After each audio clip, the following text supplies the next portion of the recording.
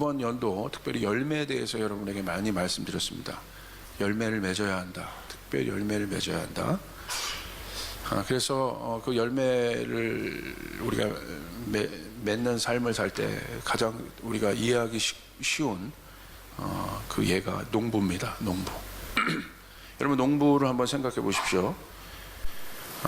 농부가요, 그 열매 추수를 하기 위해서, 수확을 거두기 위해서 여러분 농부의 마음을 한번 생각해 보세요. 땅에 대한 인식이 굉장히 분명하다는 거예요. 그러니까 지금 내가 내 그 수확물을 거두기 위한 그 땅을 경작해서 그 수확물을 자라게 하고 그곳에서 이제 열매를 거두는 것이 농사 아니겠습니까? 그러니까 농부가 어디에 관심이 있어야 돼요? 땅에 관심이 있어야 돼요. 굉장히 중요한 이야기죠. 가시밭이 있으면 안 되죠. 돌이 있으면 안 되죠. 성경의 비유에도 있지 않습니까? 땅에 대한 관심이 많다. 그러니까 그 말은 다시 말하면 현실 감각이 굉장히 뛰어나다는 거예요. 야, 오늘 하늘을 보면서 야, 오늘 이 땅에 내가 지금 심고 있는 이 밭에 무슨 일이 일어날까 굉장히 민감하다는 거예요. 그래서 매일매일 그 경작을 하죠.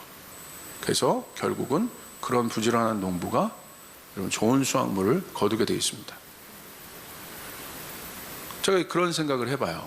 똑같이 그런 농부의 마음으로 왜 열매가 맺혀지지 않을까, 우리의 삶 가운데. 또 열매가 맺혀지는 삶은 무엇일까 고민을 해봅니다. 요즘 보면요, 저는 이제 시대에 대한 관심이 많잖아요. 이 시대 속에서 우리 성도들이 어떻게 하나님의 말씀을 적용하며 살 건지에 대한 고민들을 많이 하는데, 요즘 보세요. 정신병 환자들이 급증하고 있잖아요. 뭐 조현병 환자라든지 정말 갑자기 막 쏟아져 나오고 있지 않습니까? 우울증이라든지 강박강염, 뭐 강박증, 뭐 공황장애, 이제 이런 것들이 뭐 일상의 소리처럼 이제 저희가 듣고 있는데, 아마 여기 그런 분들도 있을 수 있어요. 예전에 그렇게 많이 듣지 못했던 일들인데, 아니면 있었다면 감추어져 있던 건데 어느 시점에 와서 이거 막 터지는 거죠. 지금 무슨 말이겠습니까? 내면이 엉망이란 말이에요. 지금 내면이 왜 엉망이 되겠습니까? 우리가 그 내면을 생각할 때, 정서와 생각을 생각할 때 여러분 굉장히 중요한 이 사고체계가 뭐냐면 인식이라는 사고체계입니다. 인식. 우리가 무언가를 바라볼 때, 어떤 것들 대상을 바라볼 때 어떻게 인식하느냐에 따라 우리의 사고가 결정이 되는. 그러니까 다시 말하면 같은 상황을 바라보는데 인식의 체계가 다른 거예요. 어떤 사람은 이 상황을 바라보는데 굉장히 긍정적으로 생각하고 어렵지만 좀 소망으로 생각하고 그것들 돌파해 나가는 사람이 있는 반면, 어떤 사람은 그렇지 않다는 거죠. 자기를 공격하는 것 같고, 자기만 왕따인 것 같고, 나만 혼자인 것 같고, 같은 상황을 바라보는데 인식의 관점이 다르다는 거예요. 그래서 제가 이 인식에 대해서도 관심을 갖게 됐어요. 여러분 지금 미래의 모든 그 기술이 이 인식의 이것을 잡으려고 좀 노력하는데, 테크놀로지는 발달되고 기술은 발달해서 로봇이나 이런 것들을 만들어내는데, 이제 인공지능이 이제 모든 것에 이제 판도를 바꾸지 않습니까? 결국 이제 뭐의 관점이에요? 어떤 인식 체계를 넣을 거냐. 그러니까 여러분 로봇 같은 인공지능도 이제 윤리 문제까지 이제 들어가 있지 않습니까? 그 안에. 그 안에. 예를 들어서 살상이 가능한 로봇가 만들어졌는데, 보세요. 윤리 체계가 들어가 있지 않으면 그 로봇가 판단하고 자기가 생각할 때 저 사람은 수염이 났으니까 죄인이다, 그렇게 인식 체계를 넣어버리면 쏴버리는 거예요. 수염 나버리면. 그게 말이 안 되는 거잖아요. 그러니까 사실은 엄청난 고민들을 하고 있다. 이 인식에 대해서, 코그니션, 이 부분에 대해서. 근데 이게요, 이 인식이라는 게 뭐냐면, 우리 한번 좀 정의를 한번 해볼 필요가 있는데, 인식은 처음에는 이제 감각적 인식이라고 합니다. 그건 뭐냐면 어떤 사물을 볼 때, 어떤 것들을 볼 때 실천을 통해서 감각적으로 경험을 해요. 그래서 정보가 습득이 되는 거예요. 아, 이게 뭐구나. 근데 이걸 뭐라고 얘기하면 이 처음의 인식을 감각적 인식이라고 해요. 인식이란 뭐냐면 또 인지라고 하는데 어떤 대상을 아는 일을 말해요. 그러니까 우리가 뭔가를 대상을 알아갈 때 실천을 통해서 그 첫 번째 감각을 통해서 인지한단 말이에요. 실천. 그러니까 이게 추상적인 것이 아니라 여기서 중요한 건 인식의 체계에서 중요한 건 뭐냐면 실천한다는 거예요. 실천. 그 첫 번째 인식은 실천을 통한 감각입니다. 그 감각이 전해지는 것입니다. 근데 이것을 주관적 인식이라고 그래요. 그래서 그 주관적 인식 위에 계속해서 실천이 반복돼요. 그러면 비교도 되고 그 위에서 또 판단도 되고 개념 정리도 되고 추리도 되잖아요. 그런 실천이 계속 그 주관적 감각, 첫 번째 인식 위에서 계속 반복될 때 어떻게 돼요? 정제가 되죠. 그거를 이제 두 번째 뭐라고 하냐면 이성적 인식이라고 합니다. 근데 거기까지 가야 되는 거죠. 거기까지. 그럼 이 첫 번째 주관적이지만 두 번째 이성적 인식은 굉장히 보편적인 거죠. 그래서 계속 이 인식에 대한 어떤 것은 뭘 통해서 이루어지냐? 실천적 반복을 통해서 이루어진다. 이게요, 성경의 믿음의 사고도 똑같습니다. 성경에서 믿음을 뭐라고 정의하고 있습니까? 히브리서 11장 1절. 믿음은 바라는 것들의 실상이다. 바라는 것들 뭐예요? 생각이라는 거예요. 그러니까 여러분, 믿음이 움직이는 사람의 특징은 생각이 다릅니다. 할렐루야. 다르다는 거예요. 같은 것을 바라봐도 다르다는 거예요. 관점이 다르다는 거예요. 여러분, 믿음은 내가 처한 현실 속에서 예수님을 어떻게 인식하고 있느냐에 대한 문제예요. 내가 처한 현실에서, 농부가 땅이라는 현실에서 고민하듯이 자꾸 이제 신앙을 추상적인 것이라고 생각하는 사람들이 많은데, 여러분, 그 사단이 지금 만들어 놓은 어마어마한 허상입니다. 여러분, 예수님이 이 땅에 오셨다는 것은 실제입니다. 할렐루야. 이게 복음이에요. 예수님이 인간이 되셨다는 거, 십자가를 지셨다는 거, 이게 복음이에요. 이게 복음. 추상적인 게 아닙니다. 신앙이 종교화가 되면 추상적이 돼요. 뭐만 남아요? 의식만 남아요. 그리고 그 의식 속에서 자기를 안위해요. 아, 괜찮아. 옆 사람에게 내가 나쁜 짓을 했어요. 근데 뭐라고 여러분 그걸 줍니까? 물론 가서 네가 화해하고 그런 것도 있을 수 있지만 묵주 100번 돌려. 주기도문 100번 외워. 3000번 절해. 무슨 해결이 있냐는 거예요, 그게. 그 사람은 그대로 아파하고 있는데. 여러분, 제가 역설적으로 얘기합니다. 여기 와서 그냥 기도하는 건 쉬워요. 근데 이웃과 함께 만나서 무엇인가를 한다는 건 사실 그건 어려워요. 여러분, 복음이 교회 안에 갇혀 있으면 안 되고 모든 것에 편마하게 복음이 있어야 되는 것이에요. 할렐루야. 여러분의 삶 가운데, 여러분의 가정 가운데, 여러분의 일터 가운데 복음이 능력이 되기를 주님의 이름으로 축복합니다. 축복합니다. 히브리서 11장 6절에도 보니까 믿음이 뭐냐? 아주 중요한 이야기를 합니다. 믿음이 없이는 하나님을 기쁘시게 하지 못하나니, 우리 같이 한번 읽읍시다. 시작. 하나님께 나아가는 자는 반드시 그가 계신 것과 또한 그가 자기를 찾는 자들에게 상 주시는 이심을 믿어요. 믿음이 뭐냐? 누가 바라는 것들이 실상이 되게 할 것이냐? 이 사람은 두 가지 인식이 있다. 첫 번째, 어떤 인식이냐? 하나님께 나아간 자는 그가 계신 것을 확신한다. 할렐루야. 여러분, 그 믿으시길 바랍니다. 하나님은 여러분이 믿음이 있다는 건 여러분 앞에 하나님이 계시다는 것이에요. 두 번째, 자기를 찾는 자들에게 상 주시는 이시다. 그분은 우리를 벌 주는 분이 아니라 그분은 우리에게 상 주시는 분이다. 믿으시면 아멘 합시다. 그 인식이 있을 때 그에게 역사가 일어난다는 거예요. 그 생각이 있을 때 기적이 일어난다는 거예요. 이게 믿음이라는 거예요. 인식체계. 하나님을 내가 어떻게 인지하고 있을 것이냐, 어떻게 인식하고 있을 것이냐, 내가 처한 현실을, 그것을 깨닫고 어떻게 그 현실 속에서 이제 적용할 것이냐, 그 하나님을. 그것이 신앙에 있어서 가장 본질적인 문제 아니겠습니까? 지금 내가 내 삶 안에서 일어나는, 내 땅에서 일어나고 있는 모든 문제 가운데 하나님이 어떻게 존재하고 계시느냐, 그 하나님은 어떤 존재로 존재하고 계시느냐. 풍랑 속의 제자들은 예수님이 계셨지만 예수님의 존재를 인식하지 못했어요. 다음부터는 실수하지 않았겠죠. 왜? 그가 잠잠케 했으니까. 이제 풍랑이 일어났다면 예수님에게 찾아갔을 거예요. 왜? 벌써 인식 체계가 달라진 겁니다. 이제는 그 역사가 일어났겠죠. 다시는 두려워하지 않았겠죠. 현실 인식. 결국 그 인식은 현실을 돌파하는 우리의 삶의 중요한 키워드가 된다는 것이에요. 제가 봤을 때 많은 신앙의 위기가 어디로부터 오냐? 이 현실 인식이 없을 때입니다. 그 대표적인 예가 누구냐면 성경에 엘리 제사장이 있어요. 위대한 선지자 사무엘이 나타난 배경이 사무엘상 1장에서 나타나는데 당시 영적 상황이 그대로 표기가 됩니다.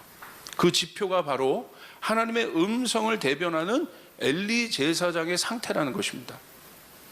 엘리 제사장의 문제는 무엇이었겠습니까? 예배 잘 드렸죠. 예배를 엘리 제사장이 안 드렸나요? 잘 드렸어요. 교회 안 빠졌을 거예요. 제사장인데 직무 잘 감당했을 겁니다.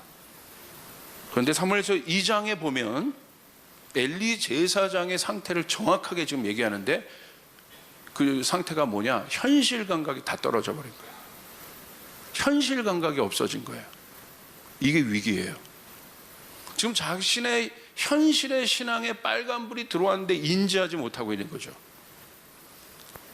그 대표적인 예가 제사장의 아들 홈니와 비느하스의 타락이었습니다. 사무엘상 2장 11절부터 17절, 또 성경의 이 사무엘상 초반에 보면 상당히 많은 지면을 이게 여러분 활용해서 엘리 제사장의 가정의 문제에 대해서 이야기하고 있어요. 사무엘상 2장 12절 보세요. 엘리의 아들들은 행실이 나빠 여호와를 알지 못하더라. 사무엘상 2장 21절부터 23절. 엘리가 매우 늙었더니 그의 아들들이 온 이스라엘에 행한 모든 일과 회막문에서 수종드는 여인들과 동침하였음을 듣고 다 알았어요. 그들에게 이르되 너희가 어찌하여 이런 일을 하느냐? 내가 너희의 악행을 이 모든 백성에게서 듣노라. 자 보세요. 모든 백성이 엘리의 아들들의 문제를 다 알고 있었어요. 그리고 드디어 엘리도 알았습니다. 그런데 어떤 조치도 취하지 않았어요. 그 말은 무슨 말이에요? 현실 감각이 없어졌다는 거예요. 영적인 감각이 다 무뎌졌다는 거예요. 종교인 되었다는 거예요. 이게 무서운 거예요. 하나님을 입으로는 예배하지만 영적인 감각이 그 안에 하나도 없습니다. 그래서 예수님이 그런 상태를 뭐라고 했어요? 그런 종교인을 회칠한 무덤이라고 했습니다. 겉은 번지를 하지만 속은 죽어있다. 사무엘상 3장 13절에 보니까 하나님께서 엘리를 심판하신 이유에 대해서 정확하게 기록되어 있어요. 성경은 굉장히 정확해요. 원인과 결과가 분명합니다. 우리가 고통받는 원인은 죄 때문이다. 분명해요. 우리가 구원받은 건 누구 때문이냐? 예수님 때문이다. 할렐루야. 애매모호하지 않아요. 사무엘상 3장 13절. 엘리는 자기 아들들이 스스로 저주받을 일을 하는 줄 알면서도 자식들을 책망하지 않았다.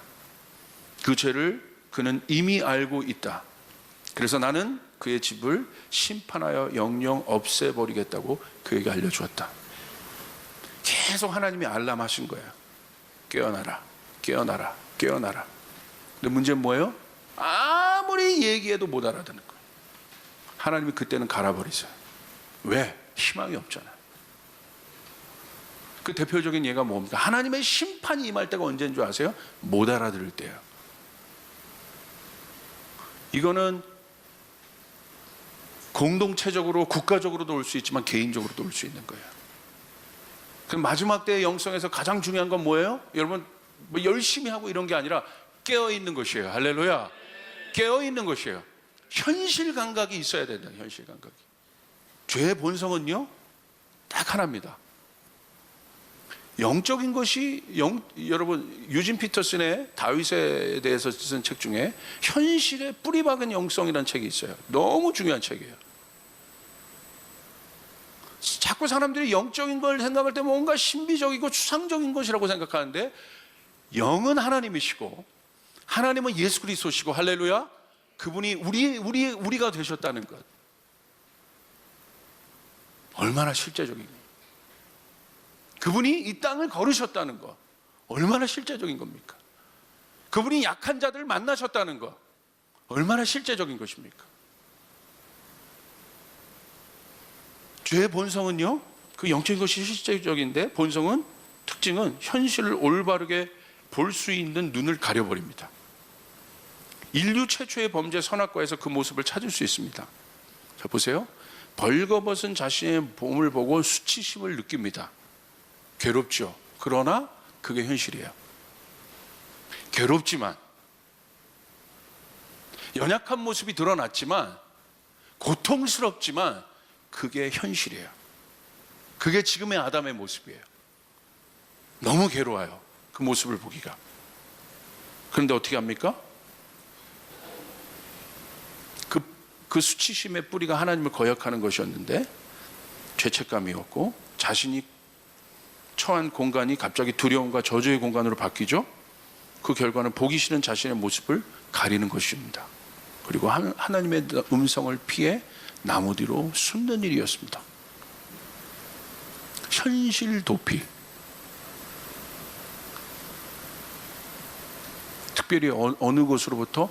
연약한 자기 모습으로부터, 보기 싫은 자기 모습으로부터의 도피입니다. 약점이 드러난 자기 모습으로부터의 도피입니다. 세상에서 바라볼 때 참 볼품없어 보이는 우리 가정으로부터의 도피입니다. 세상의 눈으로부터의 도피라는 거예요. 남들의 시선으로부터의 도피라는 거예요. 그게 뭐예요? 자존감이 다 무너져 있는 거죠. 다 깨져 있는 거예요. 허상과 현실. 현실 도피를 선택하는 이유는 하나입니다. 내가 지금 속한, 지금이 너무 싫기 때문에. 이걸 제가 이 시대를 좀 적용해 보니까요, 그래서 인간이요, 로봇을 그렇게 만들려고 하는구나. 로봇가 지금 나타나면서 인공지능까지 갖는 이유는 뭡니까? 제가 그걸 딱 인지했어요. 인간이 할 수 있는 모든 기능을 대체하는 로봇들이에요. 인간과 같은 로봇을 만들려고 하는 게 지금 목표예요. 인간과 같은 목표. 왜 그냥 로봇이지 왜 인간과 같은 로봇을 만들려고 하느냐? 그리고 거기다가 인식 체계를 넣어주려고 하느냐? 근데 어떤 인식 체계를 주려고 해요? 그 로봇은 절대 실수하면 안 돼. 절대 반항하면 안 돼. 절대 대들면 안 돼. 완전히 인간의 마음 안에 그리는 이상향의 어떤 존재를 만들려고 그래요. 그것이 뭘로 나오냐? 사회현상 세 가지로 여러분 기억하십시오. 첫 번째가 원시사회에서의 회귀가 있습니다. 아무것도 형성되지 않는 원시사회에 대한 동경이 있습니다. 다시 애니미즘, 토테미즘이 가장 여러분 과학이 발달된 그곳에서 지금 일어나고 있어요. 다시 자연으로 돌아가자는 거야. 내추럴한 거죠. 그러니까 자연으로 돌아가는 건 좋은데 자연을 숭배하는 마음을 가져요. 왜 숭배하는 마음을 가집니까? 현실, 이 썩어 빠진 도시가 너무 싫은 거야. 자연을 아끼는 건 좋은데 숭배합니다. 자연 회귀하면서 탈도시와 자연 숭배, 원시 종교로 돌아갑니다. 나는 자연이다. 뭐 그런 내용입니다. 두 번째, 신비주의입니다. 현실을 떠난 사상과 이야기가 극성됩니다. 판타지 영화 얼마나 많습니까? 마블 영화가 왜 인기가 많을까요? 슈퍼히어로를 통해 현실의 한계를 넘는 대리만족들을 하고요. 남자들은요 미치는 거예요. 할렐루야. 마블 영화 보고 피규어 하나 갖는 게 꿈인 거예요. 내가 아이언맨이에요. 할렐루야. 그러니까 신앙도 어떤 모양으로 많이 나타나요? 신비주의, 복음에서 떠난 어떤 자꾸 이상한 것들 만드는 걸 따라가요. 이런 복음 앞에 서야 합니다. 할렐루야. 복음은 현실이고 예수 그리스도고 십자가입니다. 십자가입니다. 십자가가 현실입니다. 십자가 위에서 내 모든 것이 죄사함을 받았습니다. 십자가 없는 예수는 가짜입니다. 십자가 있는 예수를 봐야 되는 것이에요. 할렐루야. 그거예요. 그 속에서 내 모든 문제가 해결됐다. 세 번째, 우상입니다. 자신이 의지할 수 있는 대상을 우상화합니다. 우상은 내면의 불안함을 잊기 위해 만든 형상입니다. 광야에서 백성은 금송아지를 만들어 모세가 부재했던 불안함을 안위했습니다. 우상이에요. 우상을. 자식도 우상이 될 수 있어요. 진짜 자식을 사랑하는 것이 아니라 내 내면에 안에 있는 모든 결핍들을 투영하는 것이 우상이에요. 숭배하는 것이죠. 아닙니다. 있는 그대로 의지할 대상을 찾습니다. 이 세 가지가 증가할 겁니다. 눈에 보여지는 것들을 자꾸 만들어내요. 결핍, 연약과 한계, 부족함에 있는 나에 대한 인식. 그러므로 복음의 관점으로 돌아가 보고 복음의 사고에서 한번 인식을 해봅시다. 복음의 관점에서 이제 나를 봐야 돼요. 진짜 복음이 필요한 사람은, 여러분 이게 놀라운 거예요, 의인이 아니고 죄인입니다. 다시요, 진짜 복음이 필요한 사람은 의인이 아니고 죄인입니다. 복음의 역사가 나타나는 곳은 의인이 있는 곳이 아니라 죄인이 있는 곳에 나타난다는 것이에요. 할렐루야. 할렐루야. 이게 능력인 것이에요. 누가복음 5장 31절 32절, 예수께서 그들에게 대답하셨다. 건강한 사람에는 의사가 필요하지 않으나 병든 사람에게는 필요하다. 나는 의인을 부르러 온 것이 아니라 죄인을 불러서 회개시키러 왔다. 할렐루야. 예수를 만난 사람은 그러므로 의인이 아니라 죄인임을 고백하고 자신의 연약함을 고백한 사람도 예수님을 만났다는 거예요. 그게 은혜입니다. 오늘 하늘의 능력이 나타나는 곳은 인간의 고통이 있는 곳인데 바로 연약함과 부족함이 있는 곳입니다. 그러므로 여러분 안에 있는 연약함과 약점과 부족함은 역설적으로 말하면 하나님의 역사가 가장 크게 나타나는 곳임을 믿으시길 바랍니다. 이게 복음이에요. 여러분, 그러므로 복음은 우리의 연약함에 대해서 연약함을 바라보는 눈이에요. 할렐루야. 여러분, 회피하지 마십시오. 도피하지 마십시오. 여러분의 연약함이 드러날 때, 약점이 드러날 때 죄의 본성은 현실에서 떠나라고 얘기해요. 그게 너 괴롭지, 떠나라고 해요. 그러나 복음은 그 죄를 껴안는 것입니다. 그 연약함을 껴안는 것입니다. 그리고 그 안으로 들어가는 것입니다. 부둥켜 가는 것입니다. 싫지만 부딪히는 거예요. 그게 복음이에요. 싫다고 안 보고 잠수 타는 게 복음이 아닌 것이 아니라, 그건 편하죠. 잠수 타면. 그건 진짜 이기적인 거예요. 들어가야 돼요. 어렵지만 만나야 돼요. 부딪혀야 돼요. 할렐루야. 그 속에 하나님의 역사가 일어납니다. 그게 가족이에요. 내가 안 보고 싶다고 안 보면 그게 가족입니까? 그게 사랑인 것이죠. 그게 진짜 사랑인 거죠. 예수님께서 어떻게 하셨습니까? 죄인들을 안에 오셨고, 죄인된 세상을 사랑하기 위해 오셨고, 그리고 탕자 비유 어떻게 했습니까? 죄인된 아들이 돌아오는데 그 죄인된 아들을 안아버리셨어요. 이 더러운 놈은 새끼. 그런 게 아니라 안아버리셨어요. 우리의 연약함을 주님 앞에 갖고 갈 때 여러분은 하나님은 여러분의 연약함을 안으십니다. 아멘. 이게 복음인 것이에요. 속지 마시기를 바랍니다. 내가 쓰러지고 넘어진 그 자리를 예수님께서 반드시 그곳에 계신다는 거예요. 내가 교만한 그곳에는 없어요. 예수님이. 내가 잘난 척하는 그 자리에는 없어요. 그러나 내가 내 연약함을 고백하는 그 자리에는 예수님이 계시다는 것이에요. 믿으시길 바랍니다. 할렐루야. 할렐루야. 그걸 믿으셔야 되는 것이에요. 우리 하나님은 나와 함께 계신다. 내가 홀로 있다고 느끼는 그 순간에 예수님은 계신다. 모든 사람이 나를 배반하고 떠난 그 순간에 예수님은 계신다. 그 하나님을 믿으시라는 거예요. 그 하나님을 믿으시라는 것이에요. 평생 나 혼자 산 것 같은데 여러분, 그 속에서 사람들은 다 떠났지만 우리 예수님은 계셨다. 여러분, 이것을 믿으시길 바랍니다. 이게 복음이라는 거예요. 그 복음을 아는 자들이 그와 같이 사는 것이에요. 그 속으로 들어가고, 선교가 그런 것이에요. 복음을 갈고 들어가는 거예요. 그 안으로 들어가는 거예요. 그들을 껴안고 부딪히고, 배척하는 것이 아니라 어렵지만, 내가 부족하지만 함께. 여러분, 오늘 여러분 안에 그 일들이 일어나길 바랍니다. 오늘 나의 약점과 연약함을 보듬으시길 바랍니다.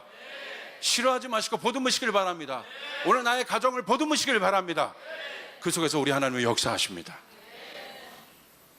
여러분은 보듬을 수 있는 복음의 능력이 있는 사람. 나는 못하지만 우리 안에, 내 안에 있는 예수는 그것을 하게 하셔요. 그것이 능력입니다.